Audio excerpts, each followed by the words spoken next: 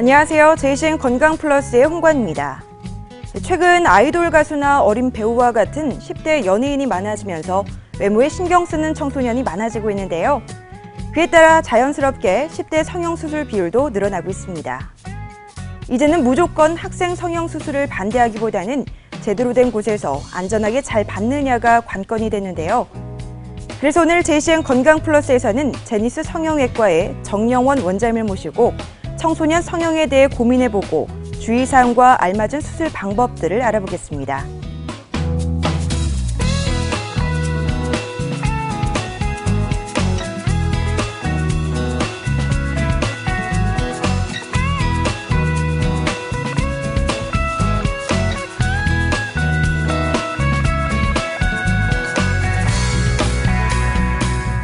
학생들은 유행에 따라서 쉽게 성형을 결정하는 경우가 많은데요.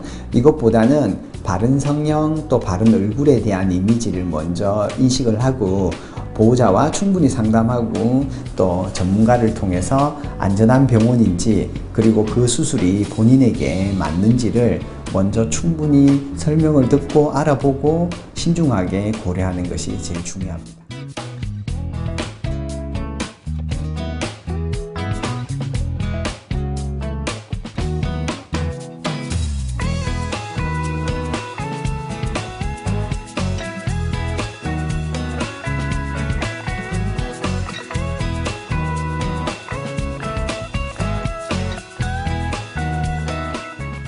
네, 원장님 안녕하세요. 반갑습니다. 안녕하세요. 네, 오늘은 청소년들의 성형수술과 또 그 주의사항에 대해서 이야기 나눠볼 텐데요. 본격적인 이야기를 나누기 전에 우선 저희가 준비한 영상 하나 보고 오겠습니다. 아이돌 가수가 되고 싶은 나 가수군. 노래 연습보다 더 중요한 것이 있다. 고등학교 졸업을 앞둔 고 대학년. 졸업사진 찍기 전에 꼭 들러야 할 곳이 있다. 대입 수능을 마친 고3들. 원서 접수와 함께 이곳 접수를 같이 한다. 청소년들이 가고 싶어하는 이곳. 좋은 대학? 놀이공원? 이곳은 어디? 네, 앞서 보신 영상처럼 청소년들이 성형에 대한 기대가 많이 커지고 있는데 아무래도 최근 아이돌 가수나 연예인 지망생들이 많이 늘어나면서 외모에 대해서 관심이 높아진 게 아닐까 싶습니다. 그럼 최근 학생들이 문의하는 성형수술에는 어떤 것들이 있을까요? 예, 최근에 이제 세대가 거듭될수록 이제 어린 학생들이 점점 더 성형에 대해서 관심은 많아지고 있는 것 같습니다. 네. 그래서 짙은 아이라인을 한다든지 또 어른을 흉내내서 색색의 이런 서클 렌즈나 아니면 립스틱은 못하니까 이제 빨간색의 그런 틴트를 네. 바른다든지 또 어떤 애들은 이렇게 비비크림을 얼굴에 하얗게 이렇게 바르는 경우가 있습니다. 이걸 보면 이제 학생들도 외모에 대해서 점점 관심이 많고 또 화장이나 이런 부분에 대해서 관심이 많은 것 같은데요.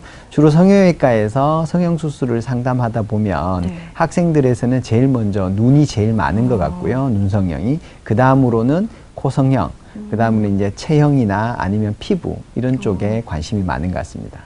눈 성형에 대해서 가장 관심이 높다 이렇게 말씀을 해주셨는데 실제로 눈 성형은 시력 보호 차원에서도 많이 이루어지고 있죠. 예, 그렇습니다. 눈 성형은 미용적 목적뿐만이 아니라 치료적인 목적으로도 지금 시행되고 있긴 합니다. 예를 들면 눈썹이 이렇게 속눈썹이 앞쪽으로 나야 되는데 일부에서는 속눈썹이 아래쪽이나 안쪽으로 이렇게 방향을 틀어서 나는 경우에는 이 눈썹 찔림증이 생겨서 각막을 계속 자극하고 이렇게 하면 이제 시력도 나빠지고 각막 손상도 생길 수도 있습니다. 이런 경우에는 빨리 그 부분을 치료를 해서 네. 속눈썹이 위쪽으로 조금 들릴 수 있게 쌍꺼풀 수술이라든지 또 눈매 교정 수술을 하면 조금 도움이 되고요.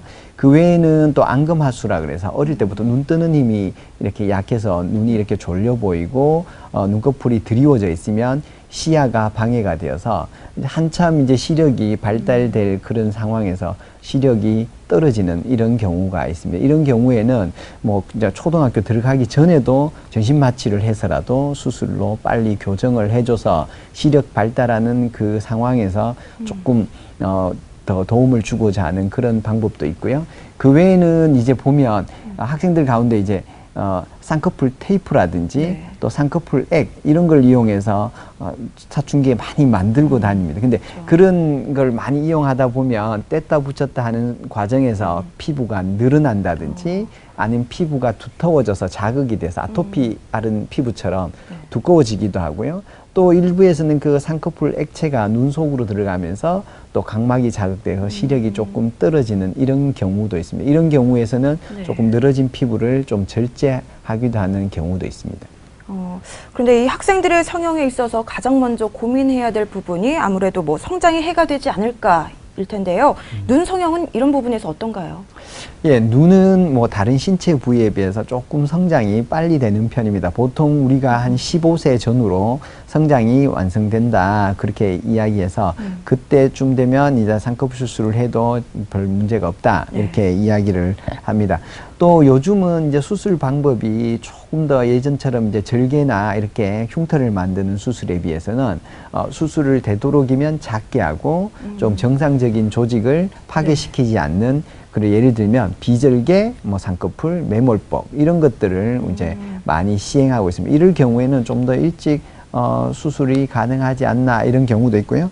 만약에 이제 증상이 앞에서 이야기했다시피 뭐 그 눈뜨는 힘이 매우 약하다든지 눈썹 찔린증이 심한 경우에는 초등학교 들어가기 전에도 기능적인 부분을 개선시켜 주기 위해서는 시행하기도 합니다.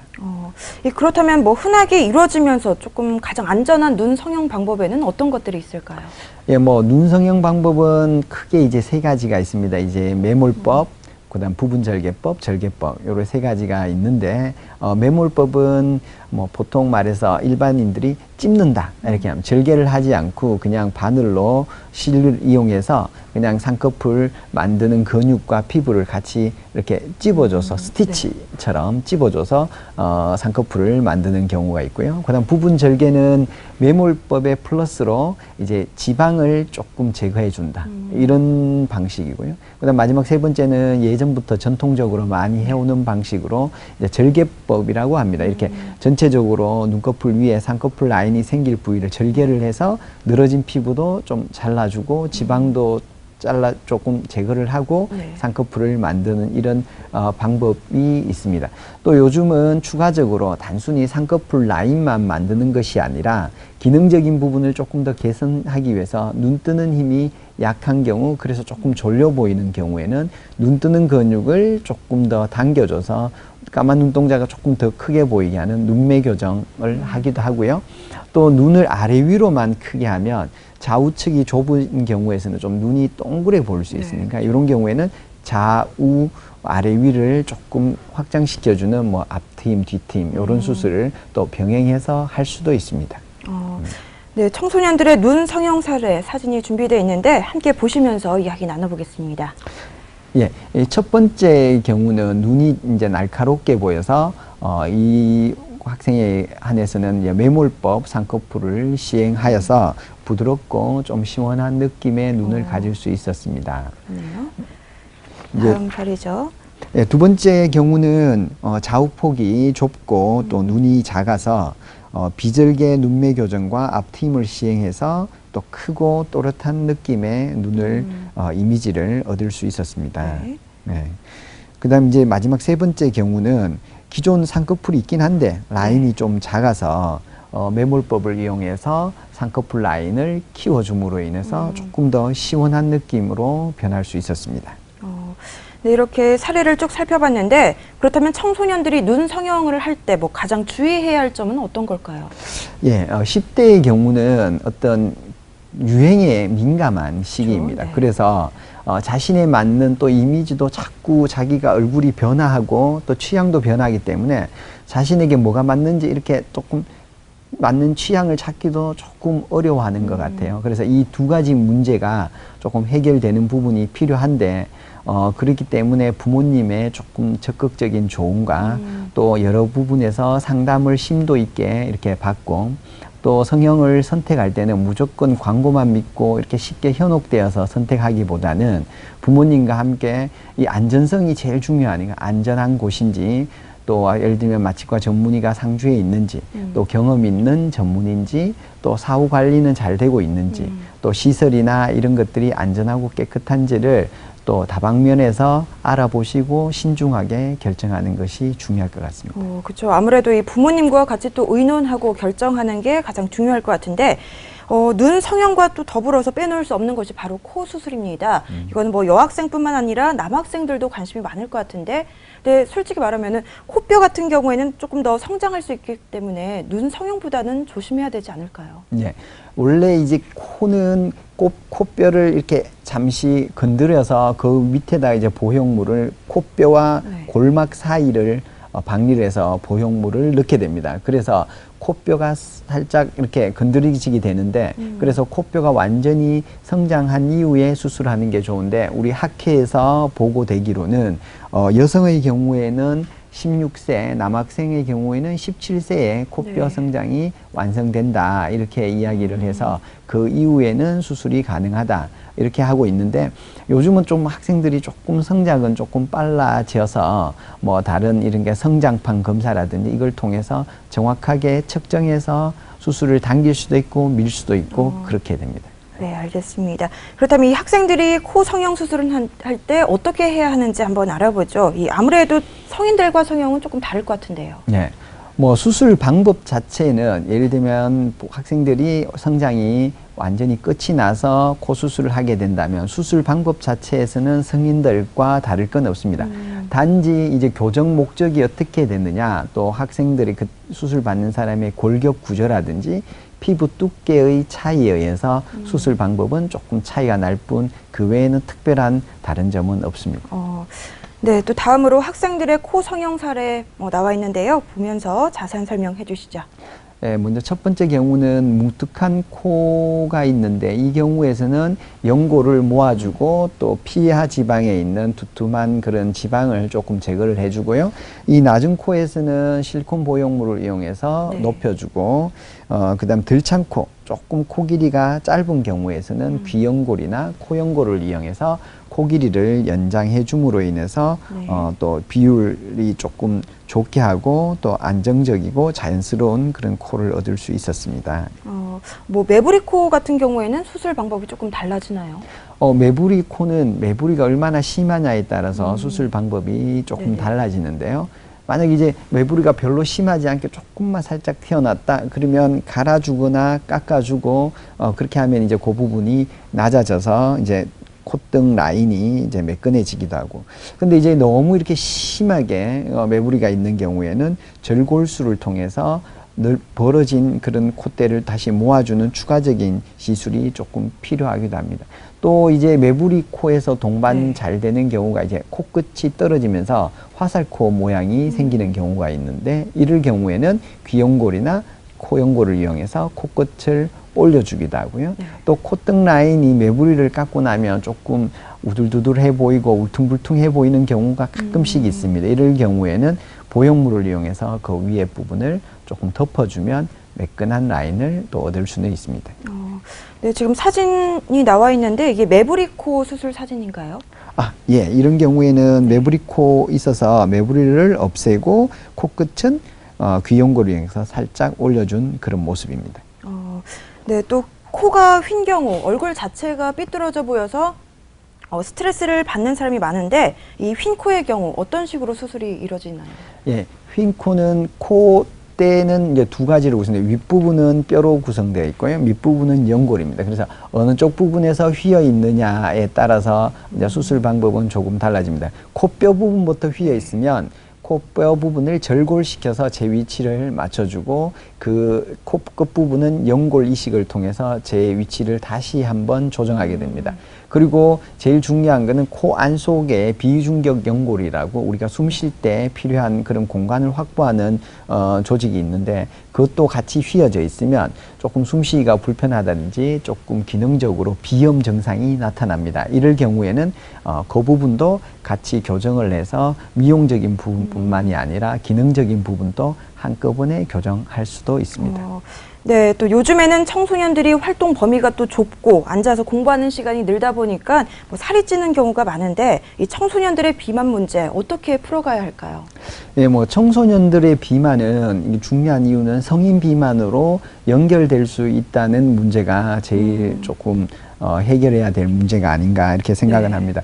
원인으로는 먼저 부모님의 어떤 식습관이나 행동, 그다음 주위의 여러 가지 환경, 또 본인의 행동, 뭐 이런 것들이 세 가지가 겹쳐서 복합적으로 이 청소년 비만이 생길 수 있다. 그래서 일단 먼저 치료 방법으로는 식습관을 개선하고 그다음 운동을 한다든지 그렇게 해서 부모님과 함께 좀 환경도 바꿔 나가야 되는데 요즘 이제 청소년들 너무 이제 학업에 이렇게 시달리다 보니까 이런 거는 조금 이상적이지 않나 조금 이런 이야기는 있긴 있습니다. 그래서 결국은 실생활의 습관을 조금 변형해서 우리가 다이어트를 하고 비만을 개선하는 게 원칙적으로는 제일 좋은 방법입니다. 참 사실 운동하기 또 식단 관리하기 어른들도 참 힘들거든요. 병원에서 할 수 있는 뭐 관리법 어떤 것들이 있을까요?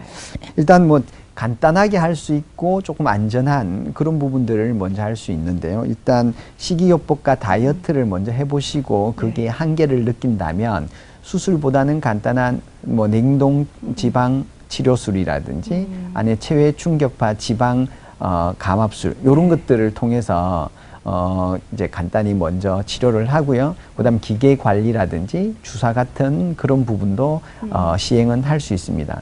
이보다 조금 더 적극적으로 하게 된다면 뿌띠 지방 흡입술, 뭐 레이저를 이용해서 한다든지 이런 것도 있고요. 좀 더 이제 조금 체형이 조금 심한 경우, 비만이 심한 경우에는 지방 흡입술도 가능합니다. 아무래도 시술보다는 수술이 조금 위험하지 않나 생각이 드는데 보통 어느 정도 비만일 때 수술을 또 권하고 어떤 식으로 치료가 이루어지나요? 비만의 이런 수술적 위험성도 있겠지만 이거보다는 그 비만으로 인해서 각종 그 성인병이라든지 스트레스가 좀 더 문제가 되지 않을까 뭐 그렇게 생각은 하고 있습니다. 그래서 고등학생이 지나면 비만 치료는 가능하다 이렇게 이야기를 드리고요. 그러면 지방 흡입 수술은 보통 3단계를 이제 이야기를 합니다. 1단계로는 투메슨트 용액이라고 해서 주입을 하게 되면 지방이 붉기도 하고요. 그 다음은 마취가 됩니다. 그 다음 2단계로는 아큐스컬프 레이저를 이용해서 그 불린 지방을 이제 녹여주는 그런 과정을 하게 되고요. 그리고 세 번째로는 이제 지방 흡입으로 녹여져 있는 지방을 다시 흡입해내는 이 세 가지 단계를 통해서 지방 흡입이 이루어집니다. 여기서 제일 중요한 부분은 아큐스컬프 레이저를 이용해서 지방을 녹이는 단계인데요. 이 녹이는 과정을 통해서 일반적으로 이게 지방만 흡입하면 늘어진 피부 때문에 주름이 지거나 울퉁불퉁해지는 경우가 생기는데 아큐스컬프 레이저는 하게 되면 피부 자체가 조금 오그러들고 타이트닝 효과가 있어서 그런 합병증을 최대한 줄여줄 수 있는 그런 시술이다 이렇게 말씀드립니다. 또 그리고 남학생들도 몸매에 관심이 많아지면서 뭐 평소 컴플렉스였던 여유증 수술 뭐 문의가 많다고 알고 있는데 이 여유증 어떤 질환인가요? 예, 뭐 여유증이란 이제 원래 풀네임이 원래 이름은 여성형 유방증 이렇게 이야기를 합니다. 먼저 이제 사춘기 때 호르몬 불균형에 의해서 지방 조직과 유선 조직이 증가함으로 인해서 남자의 가슴이 자꾸 커지는 이런 경우인데요. 대부분 사춘기가 지나고 한 20대가 되면 줄어들거나 없어지고 해야 되는데 계속 그 상태가 머물러져 있어서 본인이 스트레스를 받는 이런 경우를 우리가 여유증이라고 이야기합니다. 먼저 치료 시기가 중요한데요. 먼저 사춘기 때는 계속 성장하고 퇴화하는 과정이기 때문에 우리는 그냥 경과만 지켜보게 되고요.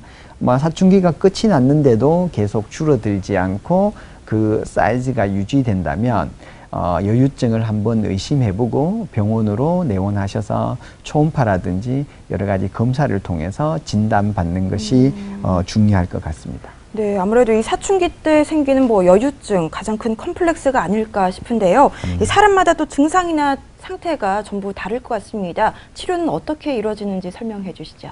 예, 증상에 따라서 우리는 보통 저희들은 이제 세 등급으로 이렇게 나눌 수가 있습니다. 먼저 1등급은 그냥 유륜 주위에만 조금 볼록하게 나와 있는 경우인데, 그게 지방이면 지방 흡입만 살짝 해주면 되고, 유선 조직이면 유선 조직만 제거해 주면 되고요.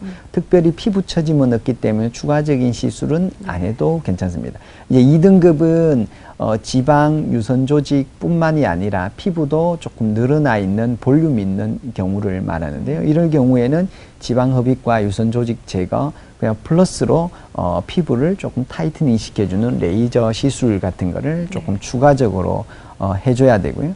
그 다음에 이제 3단계는 피부가 거의 남자가 이렇게 여성 가슴처럼 많이 늘어나 있어서 중간에 있는 그 지방이나 유선 조직을 제거를 하게 되면 바깥에 있는 피부가 늘어져서 처질 가능성이 있을 정도로 가슴이 큰 경우를 말하는데, 이런 경우에는 늘어진 피부를 조금 제거를 해주고 처진 가슴을 조금 올려주는 추가적인 시술이 필요한 경우를 말합니다. 근데 키가 자라면서 피부도 성장하기 마련인데 이 상처 치료 후 흉터가 더 크게 되지 않을까 이런 걱정도 있거든요. 이 상처 치료 방법은 어떻게 있는지 좀 설명해 주시죠. 보통 이제 어릴 때 다치면 나이가 들면은 뭐 흉터가 없어진다 이렇게 좀 생각하시는 분이 있는데, 어릴 때 생긴 흉터는 나이가 들면 얼굴이 커짐으로 인해서 피부도 같이 늘어나면 흉터도 같이 늘어나는 커지는 그런 경우가 생깁니다. 그래서 대부분 이제 얼굴이 커지는 게 완성되기 전에는 흉터 성형 수술을 잘 하지 않죠. 왜냐하면 해놔도 좁혀놔도 자꾸 또 커지면서 같이 넓어지기 때문에 시술을 잘 안 합니다. 그래서 흉터 성형 수술이라는 거는 사춘기 이후에 성장이 완성된 이후에 시술을 한다 이렇게 이제 말씀드리고요. 그다음에 이제 흉터라는 거는 여러 가지 컨디션이 있는데, 흉터가 조금 이렇게 붉다 이렇게 되면 이제 옐로우 레이저나 이런 색소 레이저를 통해서 붉은 기운을 없애주기도 하고요. 조금 까맣거나 이렇게 착색돼 있으면 토닝 레이저로 색소를 빼주기도 합니다. 그리고 파여 있거나 튀어나온 경우는 프락셀 레이저 같은 걸로 조금 박피를 해줌으로 인해서 수술을 하지 않은 경우에는 이런 레이저 시술을 통해서 흉터를 좋게 할 수도 있습니다. 아무래도 또 보톡스나 필러와 같은 시술은 절개하는 수술보다는 덜 위험할 것 같은데 어떤가요? 예, 아무래도 뭐 시술이 수술보다는 간단하고 또 회복 기간 면에서 절대적으로 유리한 면은 있습니다. 뭐 어떻게 더 위험하냐 안전하냐 이거는 아무래도 이제 시술이니까 조금 더 간단하다고 볼 수는 있겠습니다. 예를 들면 이제 사각턱이 있는 경우에서는 보통 수술을 하게 되면 윤곽 수술을 해서 뼈를 여기를 이제 잘라내는 이런 수술을 하는데, 그냥 보톡스를 이용해서 근육을 줄여주기도 하고요. 또 종아리가 너무 굵은 경우에도 보톡스를 이용해서 종아리를 조금 가늘게 만들어 줄 수도 있습니다. 그다음에 이제 콧대가 낮은 경우에는 이제 보형물이나 이런 코 성형 수술을 통해서 코 성형, 코를 높여주거나 이렇게 하기도 하는데, 그냥 간단히 필러를 이용해서 콧대를 올려주는 그런 경우도 있습니다. 단 제가 말한 이런 시술은 효과가 계속 지속되는 게 아니라 한 6개월, 보톡스 같은 경우는 6개월, 필러 같은 경우는 1년이나 2년 지나면 효과가 없어지는 그런 단점이 있습니다. 네, 보통 이 학생들이 성형수술을 할 때는 부모님과 동행을 하게 되죠. 이때 부모님이 알아둬야 할 주의점이 있다면 몇 가지 짚어주시죠. 예, 요즘은 이 학생들뿐만 아니라 부모님도 성형에 대해서 굉장히 관대하고 좀 인식이 좋아지고 있는 것 같습니다.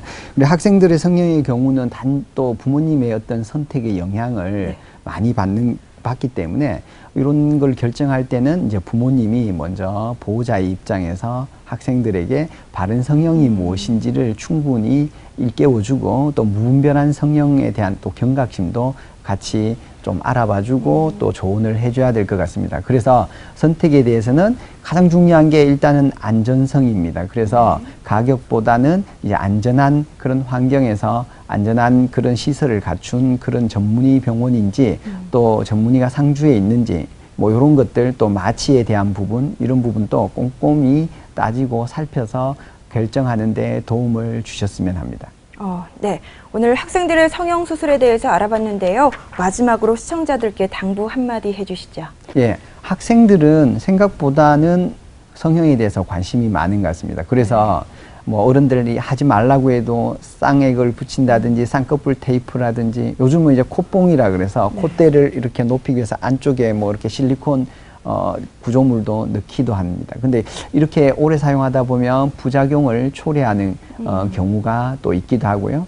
또 어른들은 무조건 학생들에게 그렇게 하면 안 된다는 것보다는 학생들이 생각하는 미적 기준을 존중하고 또 같이 고민해주는 이런 자세는 필요할 것 같습니다.